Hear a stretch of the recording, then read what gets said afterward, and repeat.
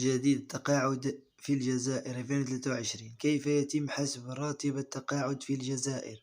وضعت الجريدة الرسمية للجمهورية العربية الجزائر قانون جديد للتقاعد يعمل لصالح المواطنين العاملين في البلاد، ولكن بشروط معينة. يجب على كل راغب في الاستفادة من قانون التقاعد النسبي الوفاء بها. وقرر طليق الرئيس الجزائر عبد المجيد تبون رقم 52 بهدف حماية الجالية الوطنية بخارج وتعزيز المشاركة في تجديد الوطن المساهمة فيها. سنطلع على قانون التقاعد الجديد في الجزائر 2023.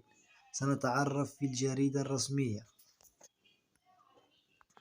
ومن بين قوانين التي دخل الرئيس الجزائر عبد المجيد تبون مؤخرا والذي شدد على ضرورة اتباعها قانون التقاعد الجديد في الجزائر، الذي يحمل في احتياط جميل من الأهداف التي تعود بفائدة على المجتمع الوطني العامل داخل البلاد وخارجها.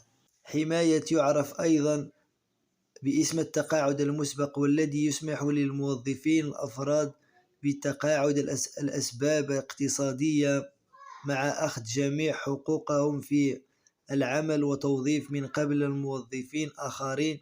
تمكن صندوق التقاعد الوطني من وصول إلى حوالي 800 ملف الموظف. قطاع التعليم الوطني.